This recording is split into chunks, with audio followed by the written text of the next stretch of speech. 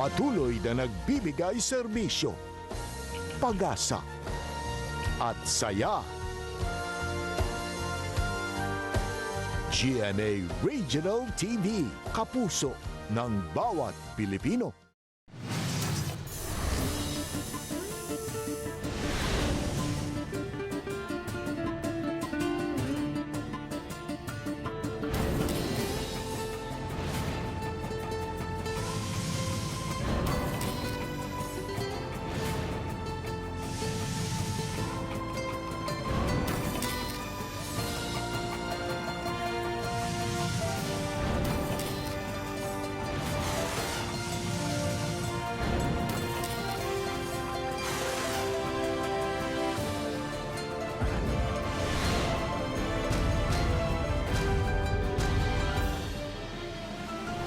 Ang GMA Regional TV Balitang Bisdak.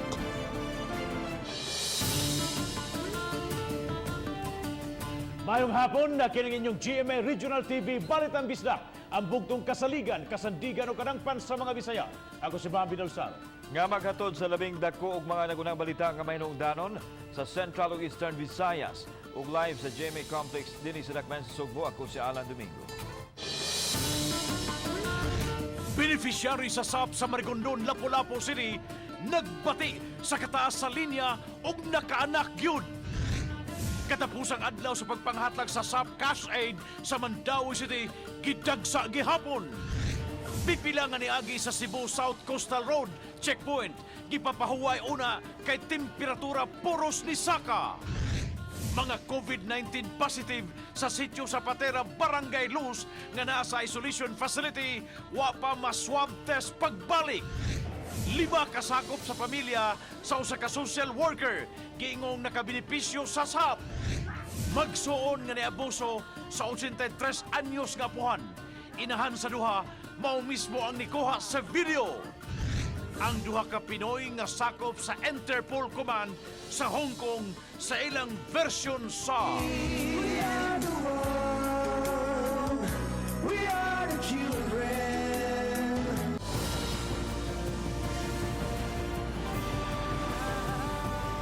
Kini ang GMA Regional TV Balitang Bisdak.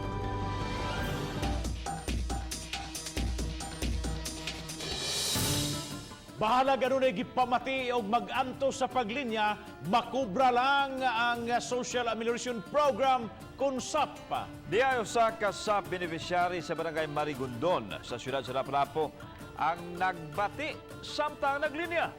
Si Luan Merondina sa report. Usa ka healthy baby boy ang gipanganak sa 32 anyos nga si Grace Cecilio kagahapon sa hapon. Dili COVID ang iyang pangan, kundi siya si Baby Rex. Kini na ang ikatulong anak nila sa iyang bana. Ang iyang pangan man ug dili sa iyang bana ang nalakip sa SAP beneficiaries. Busa nangunay siya sa paglinya kagahapon. Ni ana man ko nga ako lay adto dito kay layo pa man ako ang Judita. Haya niyo siya, sige, ikaw lang dito kay ligdi po tingali madawat ang kuan kung siya kay ako ang pangan. Nya ang akong expected date ani kuan man mga 20. Alas 8 pa sa buntag milinya na si Grace. Apan nag-alauna na lang sa hapon, wala pa'y nahitabong cash distribution. Ni uli ko kay murag nabasa naman ako ang kuan parol. Nibalik pa jud ko. Nibalik pa jud ko dito mga alauna na guro to nibalik ko dito. So pagbalik ako dito na ni sakit. Ang bayaw na lang niya ang iyang gipamalihog sa pag-claim sa iyang 6,000 pesos. Giangkon sa social worker nga na-assign sa Marigondon Elementary School nga mag-alas 4 na kagahapon sa hapon nasugdan ang pagpangapod-apod sa tag 6,000 pesos ngadto sa mga SAP beneficiaries. Gamay ra ang natagaan pero daghan ang nahabilin, pero ang nahabilin nga na naghuwat sa ilang ko gipantagaan na lang og mga numero para karon ng adlaw sila pay mauna og kanang hatag. Tungod sa kadaghan sa mga SAP beneficiaries, gihunong na nila ang distribution alas 8 kagabi. Nakaschedule unta karong adlawa ang mga SAP beneficiaries kan sa mga apelyido nagsugod sa letter M ngadto sa letter Z. Apan tungod kay alas 4 na kagahapon nakasugod ang distribution, kining mga nanaglinya karon dinhi kadto pa ning wala ma-serve kagahapon kan sa mga apelyido nagsugod sa letter A ngadto na sa letter E. Mukapin sa 3,000 ang mga SAP beneficiaries sa Barangay Marigondon. Hinuon malaumon ang CSWD nga mahuman nila ang cash distribution karong adlaw kaysa yuman silang nakasugod kaganiha. Uban ni Godfrey Rilien, Luan Merondina, Balitang Bisdak. Mga COVID positive sa sitio Sapatira, Barangay Los, nga naa sa isolation facilities Barangay Los, Cebu City, mitugan nga wa pa sila mapaubos sa ikadang swab test. Sukwahi kini sa unang report nga may usa ka gatos na ang gikatakdang mugawa sa isolation facility human giingog nagnegatibo sa virus. Apan sa usa ka post sa usa ka positibo karong hapon, gipahigayon ang swab testing, retesting karon lang yung hapon. Ani ang report. Seroy Hinares ug mga kaubang COVID positive sulod sa isolation facility. Nag-ampo nga magnegatibo na unta sa kagaw human sa 14 ka adlaw nilang pagpaubos sa quarantine period. Kini tungod kay lig-on man ang ilang panglawas subay sa mga physical fitness activity nga ilang gihimo. Apan giklaron Hinares nga wa pa sila mapaubos sa ikaduhang COVID test aron unta may sayran ang kahimtang sa ilang panglawas. Unang gikataho nga adunay 100 or usa ka gatos nga COVID positive sa sitio Sapatera nga pagawasuna sa facility kay negatibo sa virus. Kami makapamatuod jud mi nga wala gyud nahitabo nga re-swapping. Kay sukat pag stay na mo diri sa isolation hangtod karon wala gyud na siya nahitabo nga naay mga gibuhat sila nga test diri. Hangyo lang nako unta sir nga at least kuan siya sir kana mapadayon nato ato ang mass testing. Then ma-identify kinsa tong mga positive, then at least ma-separate kay dili man pwede ta magkahong quarantine sa isig kabalay. Gusto silang maniguro nga negatibo na sila sa virus sa di pa sila mogawa sa facility. Samtang usa ka molupyo sa sitio Sapatera nanawagan og massive test. Human giingong adunay mga nagpositibo sa ilang dapit apan dugay nga nahibaw-an. Nabalaka siya nga posibleng nakatakod na kini sa uban. Mo sir, i-clarify lang gid namo sir kung how come naay aning nga lapses o unsa ilahang standard nila o ilang SOP sa pag-communicate sa hingtungdan. Tinguha sa mga molupyo nga matutukan ang ilang kahimtang aron hingpit masulbad ang ilang suliran. Nanawagan usab sila nga i-disinfect ang tibuok sitio sa Patera. Usas pamaagi nga aron ma-assure gyud is nga ang entire area should be safe. And then one way to do it is i-disinfect na to. Kauban si Marlon Milgaso, ako si Alan Domingo. Balitang Bisdak. Pipila ka mga tao moagi sa checkpoint sa may Cebu South Coastal Road. Gipahunong una tungod kay tag-as og temperatura. Apan gumikan lang di ay kini sa kainit sa panahon. Si Lian Senkulan sa report. Sa mas gihigpitang checkpoint, lakip sa gihimo sa mga musud sa probinsya sa Subo ang nagkalain-laing preventive measures. Sama sa pagpaagi sa mga tao sa foot bath sa checkpoint sa Cebu South Coastal Road o pagsanitize sa ilang mga kamot. I-check usab ang body temperature. Apan may uban, milapas sa 37.5 degrees Celsius nga temperatura, maong gipa-standby lang una sila. Usa kanila ang trabahante, gikan sa lungsod sa Liloan, kansang temperatura miabot sa 37.7. Sa Liloan, pauli na ko. Tigatod bil sa Biko. Apan human sa pipila ka minutos nga pahuway, miubos na kini ngadto sa 36.3 degrees Celsius. Ingon niini usab ang nahitabo sa usa ka motorista nga gikan sa dakbayan sa Mandawi nga gipapahuway lang una o gipainom og tubig. Sagad niini nga sitwasyon, maoy masugatan sa mga frontliner tungod sa kainit sa panahon. So ang among buhaton palingkoron, painog tubig, then rest. After 5 minutes, amo i-check ang temp kung same lang gihapon. Another 5 minutes, ma'am. So kung madugay jud after 15 minutes, dili jud makakuan iyang temp, ma'am. Amo i-assess ang. Wala pa hinuon sila'y nasugatan karong adlaw nga mga tawo nga gipanghilantan. Actually, marami mga adaptation sa imong body nga init ka because gikan ka sa gawas. Pero kung mo-wait lang ka after mga 30 seconds to 1 minute, mawala naman po siya, mabalik naman siya normal. Uban ni Renante Quiñones, Lian Singkulan, Balitang Bisdak. Katapusang adlaw karon sa pagpanghatag sa Special Mission Program sa Mandaue City. Padayong gidagsa sa mga tao. Samtang ang uban nga mga makadawat sa hinabang mihimo og diskarte aron makakwarta karong panahona. Ang report ni Nico Cirino. Midagsa ang mga tao sa compound sa CICC alang sa distribution sa SAP sa mga beneficiaries sa Barangay Tipolo nga halos gilibutan na ang gate sa compound. Hinuon, mituman sila sa social distancing. Sinoy Arnold, usa ka construction worker, migamit sa kahigayunan aron nga makakwarta gamay kay nahunong ang iyang trabaho karon. Gisuroy niya ang mga baligya nga gloves, tag 10 pesos ang pares, isip paniguro paglikay sa virus. Maligyan na lang, sir. Oo. Daghan sa namalit, sir. Dagkan, sir. Oo. Nga baka palit ang tawag sa kilong bugas. Apan si Riza, may dala nga mga gloves nga iyang gihatag sa mga mangayo. Hinatag rasab kini sa tag-iya sa usa ka kan-anan nga nanira kay apektado sa ECQ. Sama sa silingan, gatag sa nila. Oo. Nga, wala man sa sila kapalit, kaya wala sila kabaw. Mamara, amo na ihatag. Kaya kara, napod sila ilahaba. Subay sa kamanduan sa DILG, karon ang katapusan nga adlaw sa pag-apod-apod sa SAP. Ang mga beneficiary sa 7 ka mga barangay ang nakadawat. Si Mayor Jonas Cortez, aminado, daghang mireklamo, apan subli siya nga mipasabot nga dili gyud tanan sa dakbayan ang mahatagan niini. Hinaot pa unta nga makasabot itong mga kaigsunan nga dili ni tanan.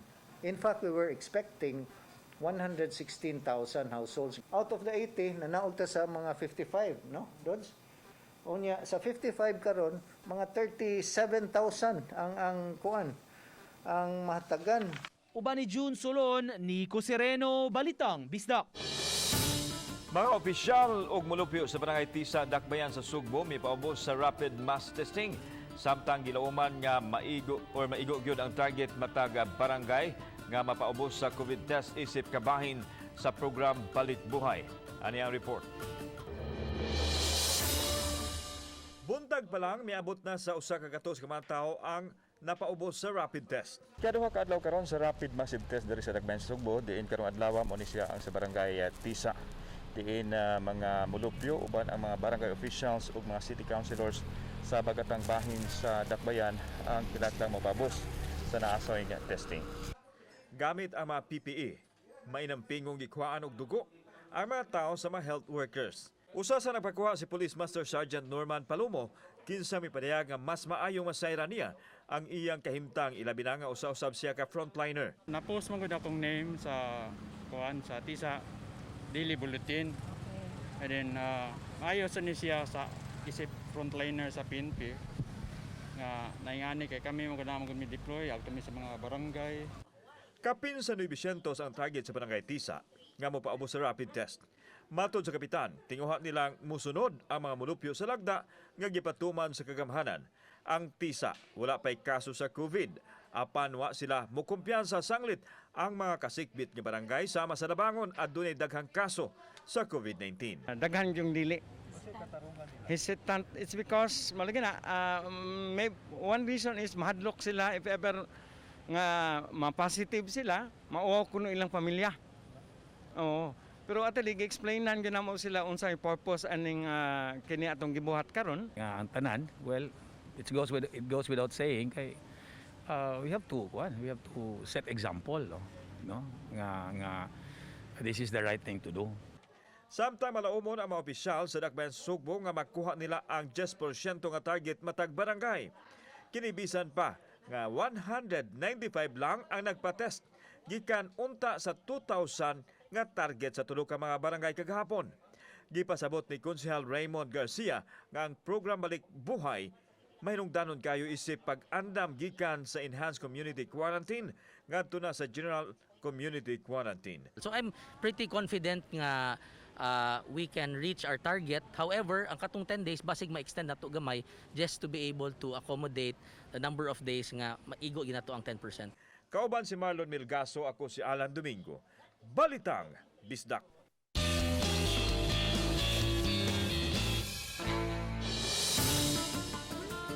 Agig pagsunod sa kamanduan nga nagdili sa mga tapok-tapok sa simbahan, ang mga kalihukan karon sa Flores de Mayo sama sa katekismo gipaagi online sa parokya sa Gindaruhan, Minglanilla ug sa parokya sa Danau City.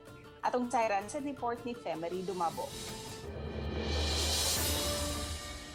Ning panahon sa gitawag og new normal, nangita usab og pamaagi ang simbahang Katoliko nga makapadayon sa pagsabwag sa mga pulong sa Dios. Ug kay halos tanan gadget ang pamaagi aron ma-inform, kini usab ang gigamit sa simbahan alang sa pagpadayon sa katekismo diha sa gitawag nga online catechism. Ug sama sa naandang nagkatekismo nga sa matag tapos sa buwan, adunay madawat ang mga bata nga school supplies, gipagi usab karon sa sinimana nga papremyo sa mga nakasunod gyud sa pagtulunan. Sama na lang sa parokya de Virgen de los Remedios sa barangay Gindaruhan, lungsod sa Minglanilla. Ang piyesta sa pagkakaplag sa krus nga mao ang Mayo 3 nahimong nailapag ayo ug tungod niini ang tibuok bulan sa Mayo gihalad pagpasidungog alang sa krus.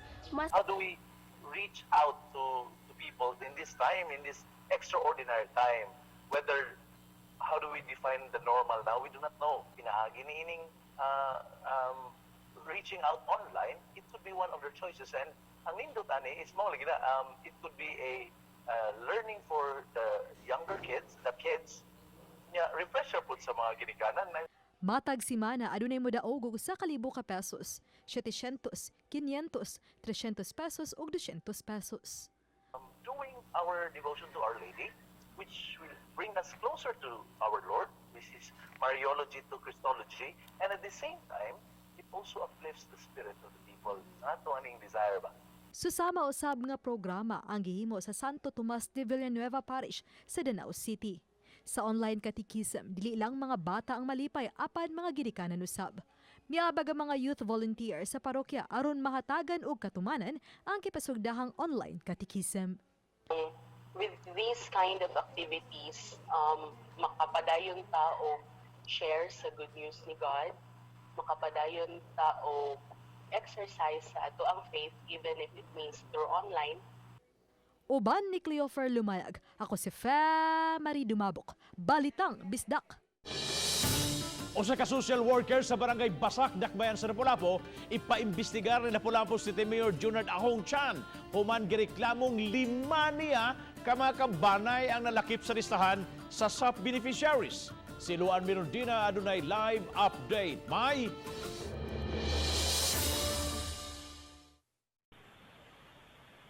Babwag tuo karon ang mga reklamo nga nadawat sa lokal nga kagamhanan gikan sa mga SAP beneficiaries. Apan aniyay usa nga mi-formalize gayod sa iyang reklamo. Kini ang kopya sa reklamo nga nadawat ni Lapu-Lapu City Mayor Junard Ahong Chan nga nangayo og katin-awan nganong may mga kabanay sa usa ka social worker ang nalakip sa opisyal nga listahan sa mga SAP beneficiaries. Matod sa reklamante nga wa sila makabantay nga may mga kawani sa CSWD nga miapod-apod sa SAP form sa ilang dapit. Apan nahibong siya nganong may mga kabanay sa usa ka social worker ang naka-fill out sa SAP form. Gikatahong wa usab mosuroy ang mga CSWD sa mga boarding houses sa Barangay Basak, apan ang girlfriend sa anak sa naasong social worker nalakip man sa mga SAP beneficiaries. Dugang sa reklamante, nakadungog usab sila nga walay mga social worker nga misuroy sa mga subdivision, apan ang igsuon sa social worker kinsa nagpuyo sa usa ka subdivision sa sitio Kagudoy nalakip usab. Sa letter, gi-attach ang unom ka mga pangan sa mga SAP beneficiaries, lakip na ang series number ug ang tinuod nga status niini. Nalakip ang girlfriend sa anak sa social worker nga nagtrabaho sa airport. Bayaw sa social worker kansang bana nagtrabaho sa gawas sa nasod. Ang igsuong lalaki sa social worker nga nagpuyo na uban sa iyang kapuyo. Ang inahan sa social worker nga usa ka senior citizen ug ang duha niya ka mga igsuong babay nga may kaugalingon ng mga pamilya. Already forwarded this to our legal department, or IOIC of the city attorney, to conduct an investigation. Gisuwayan sa RTV Balitang Bisdak, pagkuha ang habig sa social worker apan wa kini motubag sa among mga text og tawag. Kagahapon, nakiginabi ang mayor sa mga SAP beneficiaries nga mipalanog sa ilang mga reklamo. Awhag niya sa kaduha na lista sa SAP ug sa UCT sa pag-uli sa salapi aron mahatag ngadto sa uban. Ubay-ubay ang misanong sa panawagan sa mayor ug i-turn over nila ang nadawat nga dugang salapi. Marag mahulog man ni nga dunay mga mabakante, no, nga katong wala na mo dawat. So since our allocation inana ang gidaghanon, it's up to the DSWD kung unsaon nila ang maong gipang-uli.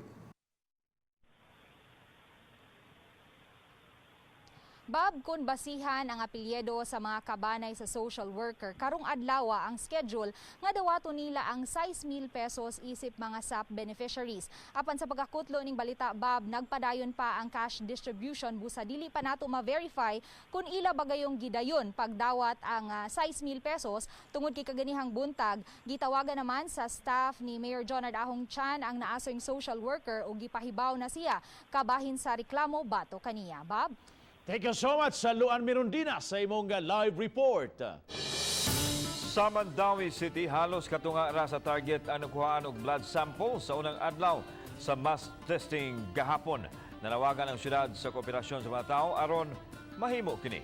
Ano ang report ni Nico Sereno? Sa day 1 sa strategized mass testing sa Mandawi City kagahapon, 5 ka mga barangay ang gipahigayunan niini. Kini ang barangay Kubakob, Tawason, Kasili, Tingob ug Basak. Sa kinatibukan nga 1,657 persons nga target sa testing, 886 ra ang napailawom niini ug mihatag sa ilang consent. Buot pasabot 53.4%. Gipasabot ni Mayor Jonas Cortez, mahinungdanon ang rapid testing aron mahibaw-an ang angayan nga aksyon sa dakbayan kung masudlan og mga kaso ang usa ka komunidad.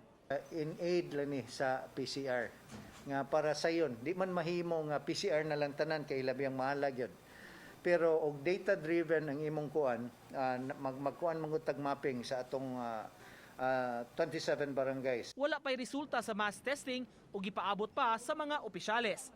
Kung may magpositibo, ipaubos sa swab test nga mao'y gihulagway nga gold standard sa COVID testing. Dili mamahimong mo diretso og swab test kay limitado sab ang mga kits. Strategize, no, testing based on data. So naaman tay basihanan gyud sa atong pagkuan sa PCR kay dili mahimo daghan sa manginanglag PCR niya ang mahal o niya at the same time we should kuan atong i-subject ang kuan based sa data. Gipadayon pa sa syudad ang mass testing schedules matag adlaw hangtod nga makumpleto ang tanang 27 ka mga barangay sa dakbayan. Uban ni June Solon, Nico Sereno, Balitang Bisdak.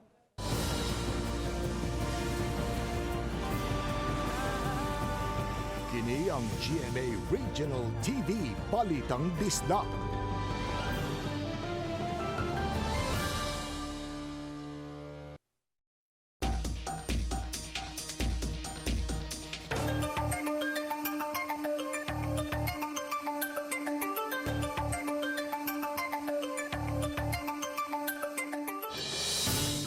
Usa ka 83 anyos nga lula ang gibuli sa duha niya ka mga apo kansang video nag-viral karon sa social media. Ano ang report? Tanaw na to.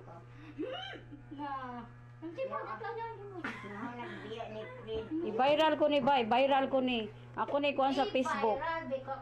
Na usa ka babay gibugal-bugalan ng tiguang. Way batasan ning bayhana, sayang lang ang kakuan ani. Ako ni viral, nawa lagi. Gi. Mao kini ang video nga nag-viral sa social media. Ang tiguang mao ang 83 anyos nga apuhan kinsa gibuli siyang mga apo. Una ang usa ka babae nga migamit og kabo nga mihata-hata na apay kutsilyo. Ang bata ay kukuan-kuan na. Ay pakiba. Ay pakiba. Ay kukuan-kuan na. Milabot. Hindi ang bebe. Tanawa. Di bay ka mahirap ta niya may kuha pa apil-apil. Bunyita ka. O sige. Samtang ang ikaduhang babae ang laing apo nga mihana usab og dagmal sa Tiguang. Usa ka disan pansit ang nagpailang apo sa Tiguang ang mipadala og mensahe sa GMA Regional TV. Iyang itug-an, ig-agaw niya ang duha ka babae samtang ang Tiguang ilang apuhan. Ang nagkuha sa video ang inahan sa duha ka mga babae nga anak usab sa Tiguang. Mabati sa video nga mibadlong ang inahan apan nagpadayon ang duha ka babae sa pagbuli sa apuhan. Dili kuno kini ang unang higayon nga nahitabo kini. Saysay sa video sender. Sa impormasyon nga gipadala ni Desan, nag-atubang na ang mag-apuhan sa barangay. Mihawa na usab kuno ang Tiguang sa balay sa duha ka mga babae nga nagbuli kaniya. Samtang gusto ni Desan nga maliksyon ang iya may igagaw nga mibuli sa ilang apuhan. Kauban si Marlon Melgaso, ako si Alan Domingo. Balitang Bisdak. Laing COVID-positive patients sa Dakbayan sa Lapu-Lapu ang nagka-recover karong adlawa.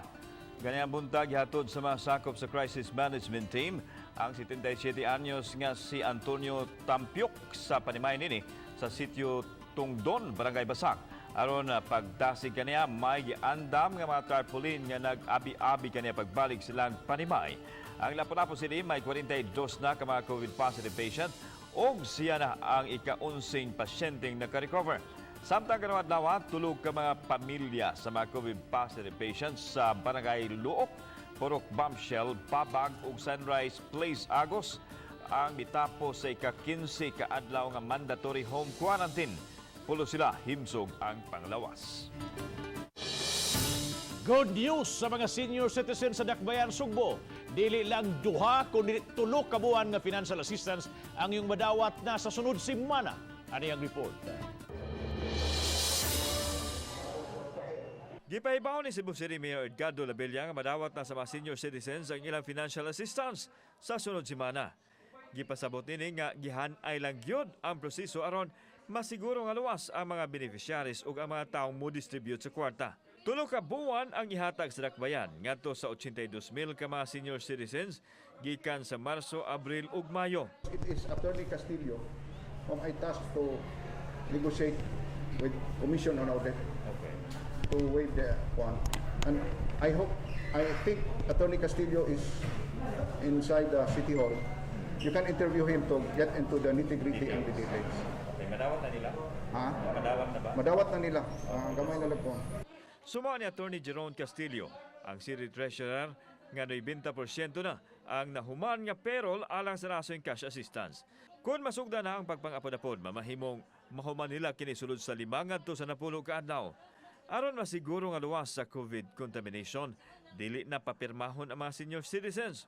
Ipaubos usab sa COVID test ang mga mo distribute sa kwarta aron sigurado. This will be non-contact, meaning wala na ipirmahan ang mga senior citizens.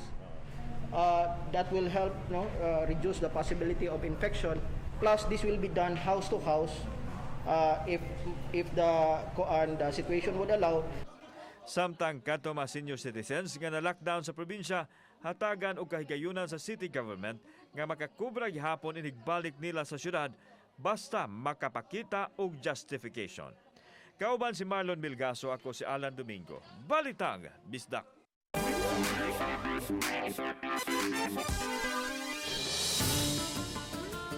Ani ay subuanon nga entertainer nga kasamtangang walay gigs una karon tungod sa krisis sa COVID-19 apan padayong milingaw sa mga tao pinaagi sa social media. Ani ang report ni Femery Dumabo. Si Job Marfa o mas naila nga junior calling ang halos tulo ka dekada na nga tiglingaw ibabaw sa entablado pinaagi sa mga kantang binisaya ug mga pakatawa. Sa iyang pagkatanggong sa butungan, natagik na niya ang unom ka mga kanta kabahin sa COVID-19 ug usa alang sa mga frontliners gamit ang tono sa mga novelty singers nga sila si Yoyoy Villame ug Max Servan. Virus, tibuok kalibutan. Virus, nga gikan sa Wuhan. Aron nga dili ta matakdan. Kasuyo ang tumungkod nga makahatag ta og kalipay, then doon na po tayo pagpakaban ng usab sa ato ang palibot sa mga Nausab si kanta pahinungod sa mga frontliners ug pahimangno sa publiko paglikay sa COVID. Community quarantine, Intero Philippines, kay Mickey at ang pandamay COVID-19. Hain na ang hinabang matay ka, balaod among gituman, basta dili lang kung kami magutman. Iyang mga post sagad mag-trending, apan niya iyang awhag sa tanan. magpabilin ta nga mabugnaon sa atong una-una aron nga hapsay ang dagan sa tuang pagbuyo. Uban ni Cleofer Lumayag. Ako si Marie Dumabok, Balitang Bisdak.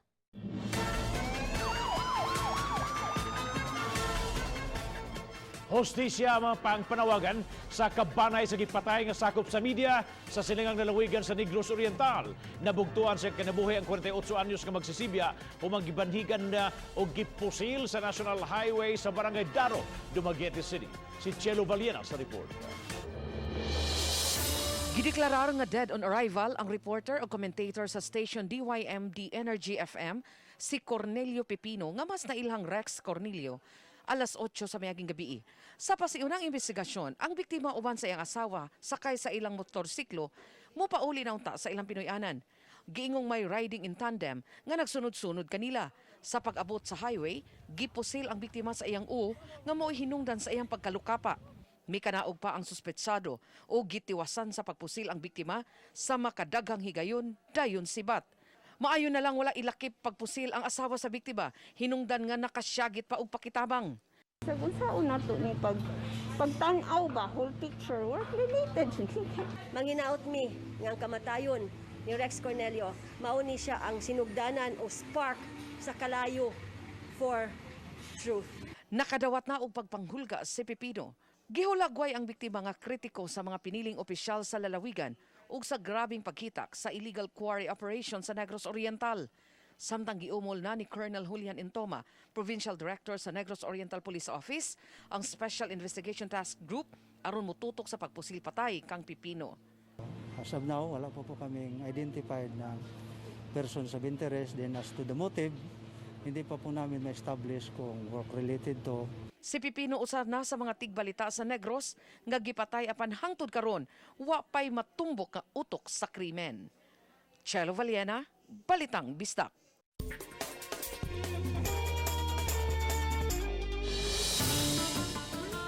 Duha ka mga Pinoy nga sila Nerlito o Gilberto Labra ang pulos mga sakop sa International Police Command nga nagbase sa Hong Kong uban ang mga kauban sa buhat gikan sa lain-laing nasod sa Asia ang trending karon sa social media. Tuwing kini sa ilahang maanindot nga version sa kantang We Are the World. Gipost kini sa anak ni Nerlito nga si Princess Anne og miani sa dulan usa ka milyon ka mga views ug 16,000 ka mga shares. Ang maong kanta gihinungod nila sa tanan ning panahon nga ang kalibutan ilabi na ang nasod nagsagubang sa COVID-19 pandemic. There comes a time when we need a certain cause, when the world must come together as one. Dahil salamat sa mga kapuso nato, apila ang nasa gawas sa nasod nga nikisayod sa mga dagko ug mga nagunang balita sa rehiyon. Ako si Alan Domingo. Ang inyong balita, ang among balita, kay matag lokal nga balita mahinungdanon. Kining inyong GMA Regional TV Balitang Bisdak, buong puso para sa Pilipino. Ako si Bobby Nalsaro. Maayong hapon mga kapuso.